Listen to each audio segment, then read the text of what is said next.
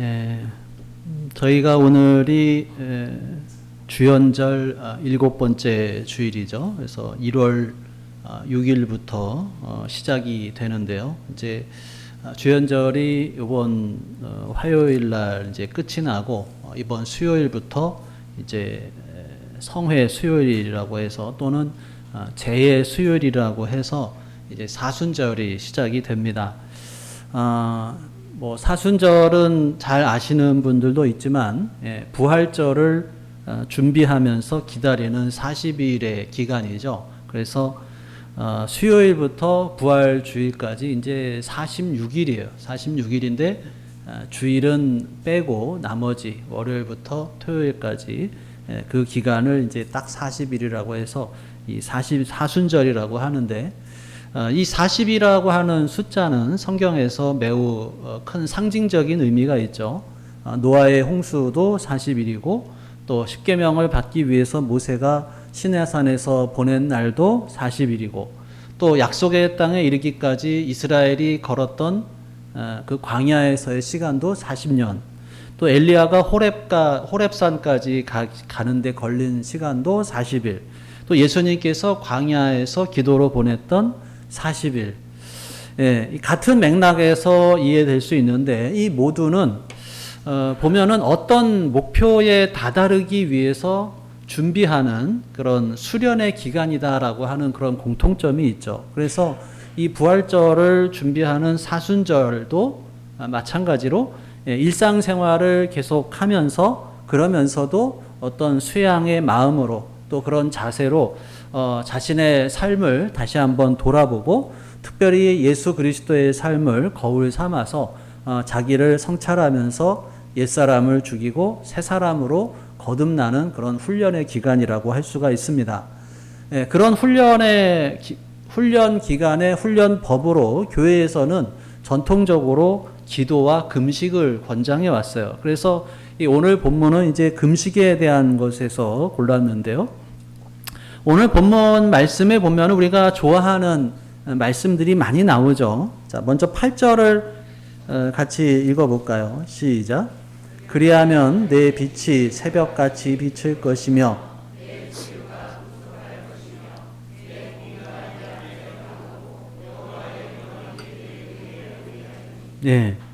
내 빛이 새벽같이 비칠 것이며 내 치유가 급속할 것이며, 치유를 바라는 분들, 어둠에 있다고 생각하는 분들에게 얼마나 든든한 말씀이냐는 거죠.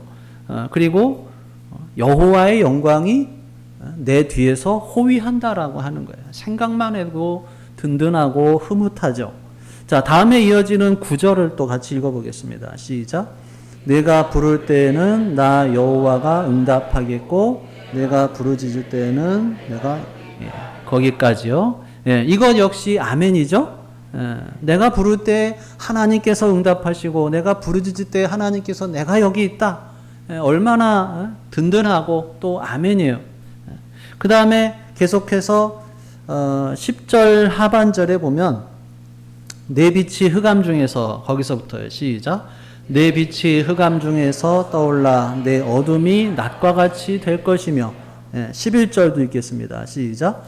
여호와가 너를 항상 인도하여 메마른 곳에서도 내 영혼을 만족하게 하며 내 뼈를 견고하게 하리니 너는 물된 동산 같겠고 물이 끊어지지 아니하는 샘 같을 것이라. 아멘. 여호와 하나님께서 항상 나를 인도하여 주셔서 어디에서도요? 메마른 곳에서도 내 영혼을 어떻게 하신다고요? 만족하게 하신다는 거예요. 그래서 너는 물된 동산 같겠고 물이 끊어지지 않은 샘 같을 것이라. 할렐루야. 자, 이런 주옥 같은 말씀들은 정말 우리가 듣고 또 들어도 은혜가 되고 위로가 되죠. 하나님의 무조건적인 사랑, 절대적인 구원에 대한 약속처럼 들립니다. 그런데 우리가 이 본문을 잘 읽어보면 이 말씀들이 그냥 무조건적으로 주어지는 약속이 아니에요. 조건 없는 게 아니라 자세히 보면 좀 조건이 있어요. 그 조건이 뭐예요? 8절에 보면 뭐라고 되어 있어요? 맨 앞에. 그리하면. 뭘 그렇게 해요? 그리하면 내 빛이 새벽같이 비칠 것이며 내 치유가 급속할 것이다. 그리하면. 근데 뭘 그렇게 한다는 거예요? 앞에서 6절, 7절의 내용이죠. 그렇게만 하면, 그리하면, 그러면 그 앞에 6절과 7절이에요. 그러니까 6절과 7절은 8절과 9절의 조건절이 되는 거예요. 또 9절 뒤에 하고 10절 앞에 보면은 거기에 만일 내가 너희 중에서 멍에와 손가락질과 허망한 말을 제하여 버리고 줄인 자에게 내 심정이 동하며 괴로워한 자의 심정을 만족하게 하면, 여기에도 뭐가 있어요? 조건절이 있는 거예요. 그러니까 이 조건절은 10절을 넘어서 11절까지 영향을 줍니다. 그러니까 하나님께서 당신의 백성들의 빛남과 또 급속한 치유와 또 하나님의 호의와 즉각적인 응답, 그리고 인도하심과 영혼의 만족과 육체적인 건강과 물질적 풍요, 온갖 모든 좋은 것들을 약속을 하셨는데, 그 약속이 이루어지려면 먼저 당신의 백성들이 지켜야 할 조건, 해야 할 일이 있다라고 하는 거예요. 그게 뭐예요? 오늘 본문 말씀에 하나님이 기뻐하시는 금식일을 하는 것이다 라고 되어 있어요. 여러분, 금식이 뭐예요? 금식. 일정 기간 동안 의식적으로 음식을 먹지 않는 거예요. 일정 기간 동안. 그러면 참된 금식은 뭐예요? 참된 금식의 반대는 가짜 금식이겠죠? 가짜 금식은 뭐예요? 굶는 척 하면서 뭔가 이렇게 몰래 먹는 게 그게 가짜 금식일까요? 그러면 진짜 금식은 진짜로 굶는 게 진짜 금식이고, 참된 금식은 하나님이 기뻐하시는 금식이에요. 하나님이 기뻐하시는 금식. 그러면 하나님이 기뻐하시는 금식은 뭐냐라고 하는 거죠. 자, 오늘 본문과 본문 6절과 7절은 하나님이 기뻐하시는 금식을 이렇게 말씀하고 있어요. 자, 6절과 7절을 같이 읽어보겠습니다. 시작. 내가 기뻐하는 금식은 흉악의 결박을 풀어주며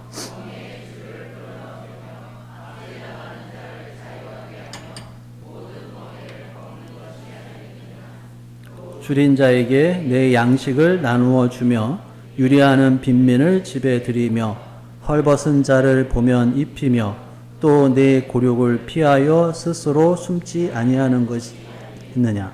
예. 자, 정리를 해보면 결박을 풀어주는 거예요.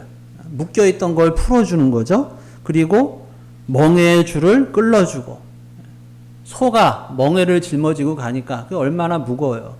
그런 멍에를 풀어주는 거예요. 압제받는 사람을 자유하게 해주는 거예요. 모든 멍에를 꺾어버리고요. 그리고 굶주린 사람에게 먹을거리를 나누어주고, 떠도는 불쌍한 사람을 집에 맞아들이고, 헐벗은 사람을 봤을 때 그에게 옷을 입혀주고, 그리고 곤욕을 피해서 숨지 않는 것. 여기서 곤욕은 이제 가까운 친척이 어려움을 당했는데 못 본 척하지 않는 것을 말하는 것이죠. 이런 것이 하나님께서 기뻐하시는 금식이라는 거예요. 여러분, 우리가 알고 있는 금식하고는 좀 다르죠? 전통적으로 금식은 하나님께 바치는, 어떻게 보면 최고로 경건한 의식이에요. 그래서 성경을 읽어보면 하나님께서 들어주셨으면 하는 간절한 소원이 있을 때, 또는 뭐 참여할 일이 있을 때 이 금식이라고 하는 의식을 행합니다. 에스더가 그 악한 하만의 음모로 인해서 온 유다인들이 멸절의 위기에 처했을 때 금식을 하면서 하나님께 기도를 해요. 또 니느웨 성의 왕과 백성들은 회개하라고 하는 요나의 선포를 듣고 사람들은 물론이고 짐승까지도 다 금식하면서 참여를 합니다. 그러니까 이렇게 금식이라고 하는 것은 하나님께 간절히 매달려야만 하는 일이 있을 때 행했던 어떤 종교적인 의식이에요. 쉽게 말해서 우리가 아는 금식은 밥을 안 먹고 굶어가면서 하나님께서 들어주시기를 바라는 소원을 간절하게 비는 것이죠. 곡기를 끊고 나를 가장 약한 상태로, 연약한 상태로 몰아넣어서 전적으로 하나님의 은총에 매달려서 기도하는 것이 바로 금식이다라고 하는 거예요. 자, 그런데 이사야 예언자를 통해서 말씀하신 하나님은 하나님께서 기뻐하시는 그런 금식은 그런 것이 아니라 부당한 결박을 풀어주고 압제받는 사람 놔주고 굶주린 사람을 먹이고 헐벗은 사람을 입히는 것이라고 그렇게 말씀을 합니다. 이런 행위가 어떻게 금식이 돼요? 스스로 굶는 게 아니라 굶는 사람을 먹이는 게 금식이라는 거예요. 이사야는 지금 차원이 다른 그런 금식을 가르치고 있습니다. 경건의 새로운 차원을 제시하고 있는 거예요. 한마디로 사회적인 약자를 돌보는 것이고 사회 정의를 구현하라고 하는 거예요. 그런데 예수님께서 하나님 나라 복음을 전파하기 시작하면서 이사야서를 인용을 해서 이렇게 말씀하세요. 누가복음 4장 18절 19절에 보면 주의 성령이 내게 임하셨으니 이는 가난한 자에게 복음을 전하게 하시려고 내게 기름을 부으시고 나를 보내사 포로된 자에게 자유를 눈먼 자에게 다시 보게 함을 전파하며 눌린 자를 자유롭게 하고 주의 은혜의 해를 전파하게 하려 하심이라. 앞에서 우리가 봤던 이사야서의 이 금식에 관한 말씀하고 비슷합니다. 그러니까 예수님께서 하시려고 하셨던 일도 가난한 사람에게 복음을 전파하고 포로된 사람들에게 해방을 선포하고 눈이 먼 사람들에게 눈을 뜨게 하고 억눌린 사람들을 풀어주는 일이라고 했다는 거죠. 그러니까 이런 일이 하나님이 기뻐하시는 금식과 다르지 않다는 거예요.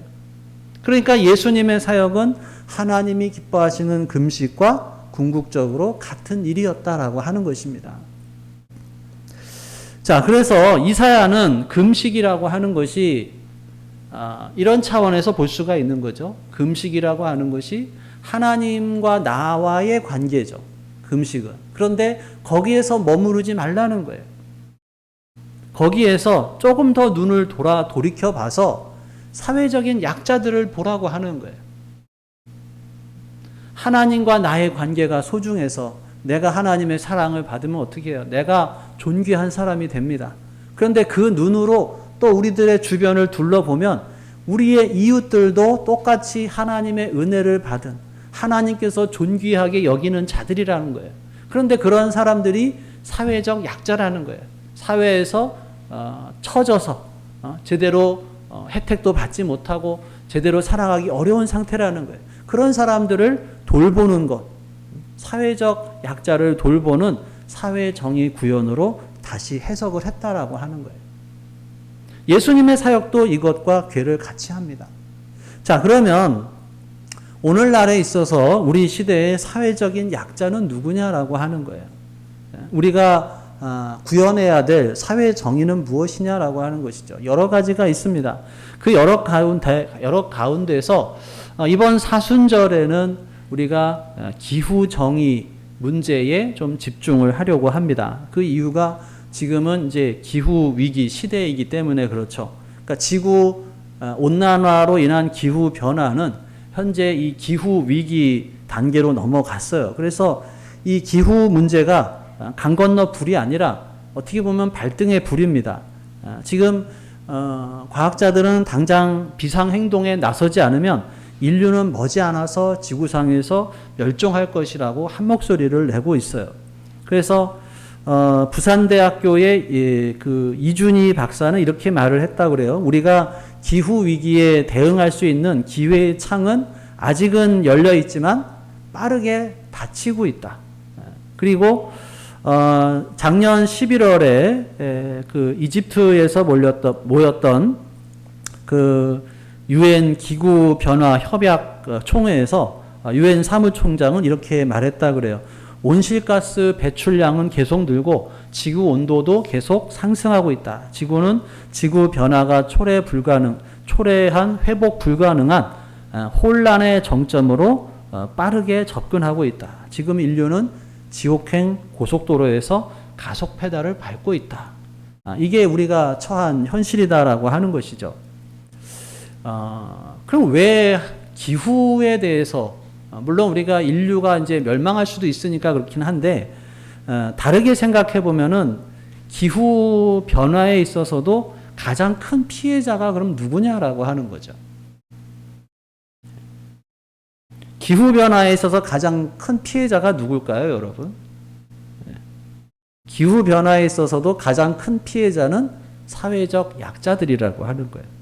이 대부분의 아프리카 국가들은 탄소를 거의 배출하지 않습니다. 그렇지만은 선진국이 탄소를 배출하고 그로 인한 기후 변화는 가장 큰 피해를 이제 그 아프리카 국가들이 입고 있는 거죠. 그러니까 선진국이 탄소 배출을 많이 하는데 그 피해는 가난한 나라들이 받는다는 거예요. 물론 선진국도 기후 변화로 손해는 입지만 그것을 극복할 여력은 있다는 거예요. 근데 가난한 나라는 그거를 극복할 만한 여력이 부족하다라고 하는 거예요. 그래서 같은 규모의 홍수나 가뭄이 왔을 때 심각한 피해를 겪게 되죠. 그러니까 우리가 좀 쉽게 생각해 보면 여러분 폭염이나 혹한이 왔을 때 그러니까 더위나 추위 때문에 고생하고 피해 보는 사람이 누구겠어요? 당장 우리나라를 생각해 보면 아주 더운 날, 아주 추운 날 피해를 보는 사람이 누구겠냐는 거예요. 가난한 사람들이라는 거예요. 왜? 에어컨이나 난방시설이 없거나 부족한 사회적인 약자들이 제일 먼저 피해를 볼 수밖에 없다는 거예요. 우리나라에서도 작년에 수도권 집중호우 때 어떤 일이 일어났어요?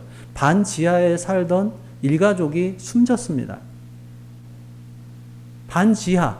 어떻게 보면은 정말 바닥까지 내려간 사람들이, 그 사람들이 숨졌다는 거예요. 피해를 봤다는 거예요. 홍수로 인해서. 그러니까 사회적 약자가 제일 큰 피해를 본다는 거예요.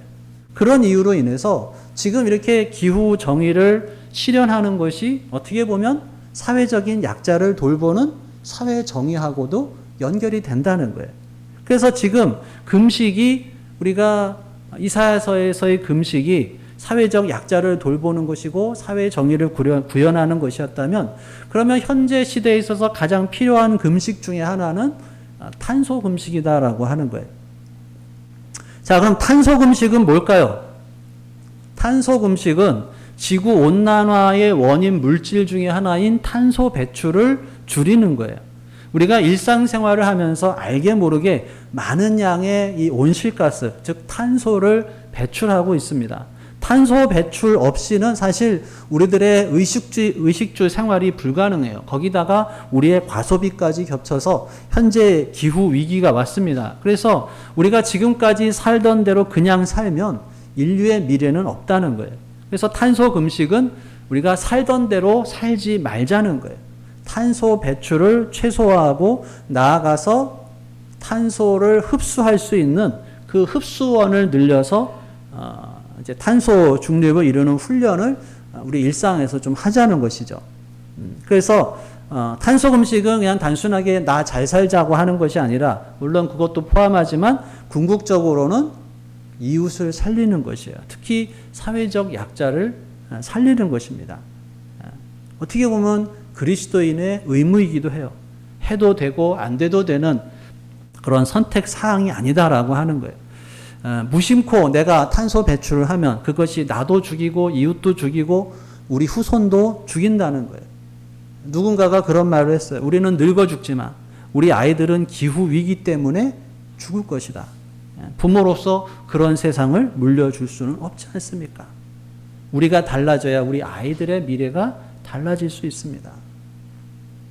그러면 우리가 어떻게 해야 되겠냐라고 하는 것이죠. 우리가 이 상황을 역전시키려면 또 우리가 정부의 탄소 중립 대책을 세우라고 촉구하려면 나부터 실천하고 그래야 상대에게도 요구할 수 있어야 하는 것입니다. 그래서 올 사순절에는 우리 교회들이 탄소 금식을 하려고 합니다. 그래서 이 사순절 기간 동안 보통 사순절 때는 우리가 금식을 하고 또 금식을 해서 하면서 이렇게 모으게 된 돈으로 어려운 사람들을 이렇게 돕는 그런 일들도 했지만 이번에는 우리가 탄소 금식을 하면서 경건과 절제로 탄소 금식을 하면서 이 기후 위기 시대에 하나님의 그 창조 질서 보존에 힘쓰는 그런 녹색 그리스도인이 되는 그런 훈련을 하고자 합니다. 그래서 이 사순절이 이제 이번 주 수요일부터 시작이 돼서 되는데 그 주마다 이제 집중 과제 또 거기에 따른 실천 사항을 제시해서 지키도록 하려고 합니다. 화면을 한번 띄워주시죠.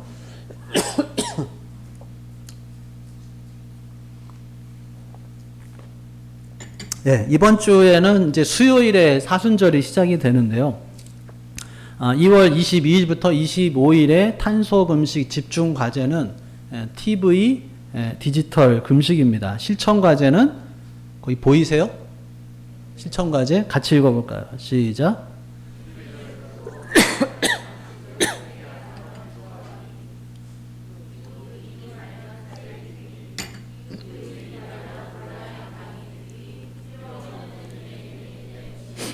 예. 자, TV를 끄는 이유는 텔레비전을 매일 1시간 시청할 경우에 32인치 TV로 시청할 경우 연간 탄소가 32kg이 배출된다 그래요.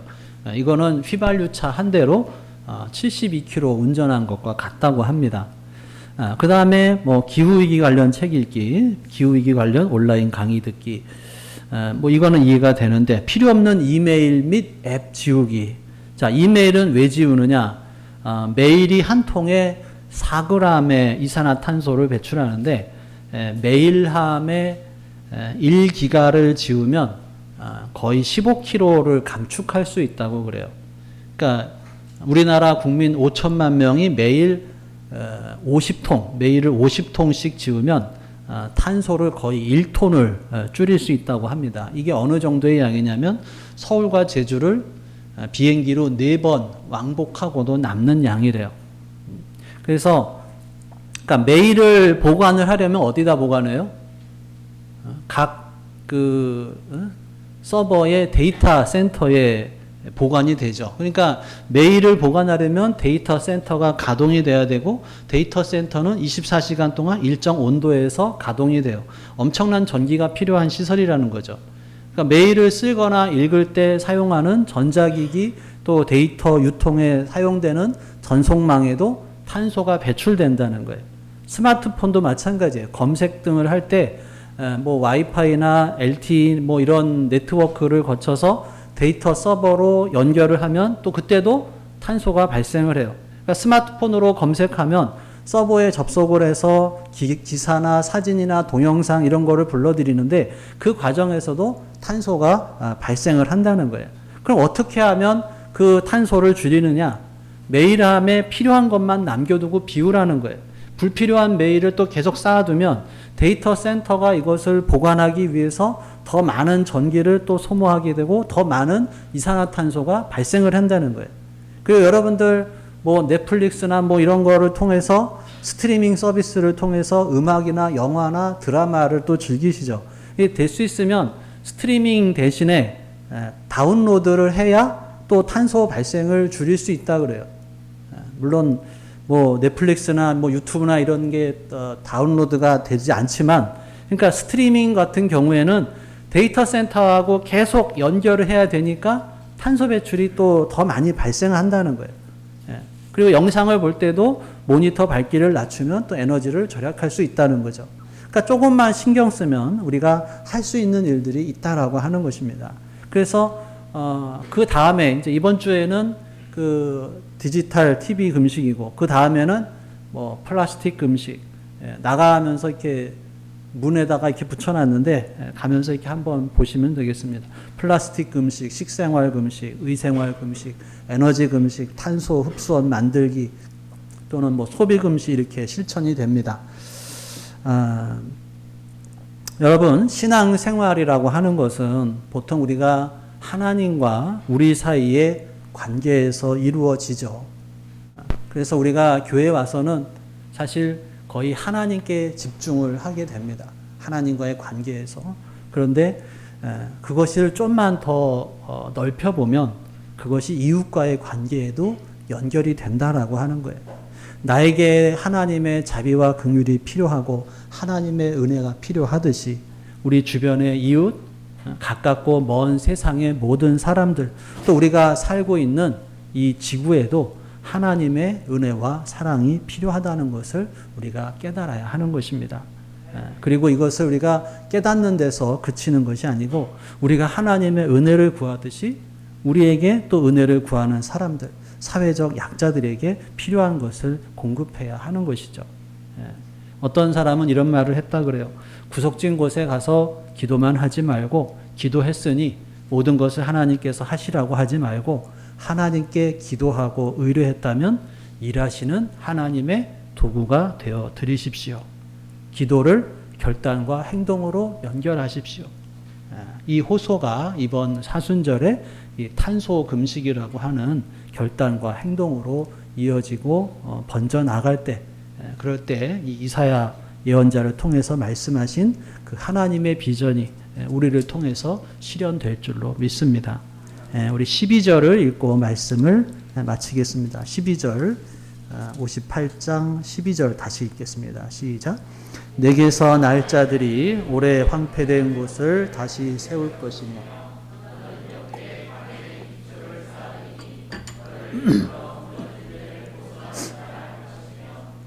수축하여 거할 곳이 되게 하는 자라 하리라. 아멘. 여러분, 탄소 금식하는 것도 결코 우리들에게 쉬운 일이 아니죠. 그럴지라도 하나님을 경외하기에 또 하나님을 사랑하는 마음으로 동참할 때 우리들의 삶 전체가 하나님 보시기에 참된 금식의 삶이 될 줄로 믿습니다. 기도하겠습니다. 오늘 주신 말씀 생각하며 함께 기도합니다. 나에게 주신 말씀이 무엇인지, 또 내가 붙잡아야 할 말씀이 무엇인지, 또 내가 삶에서 실천해야 할 말씀이 무엇인지, 오늘 나에게 주신 말씀, 우리 안에 계신 성령 하나님의 음성에 귀를 기울여 보겠습니다.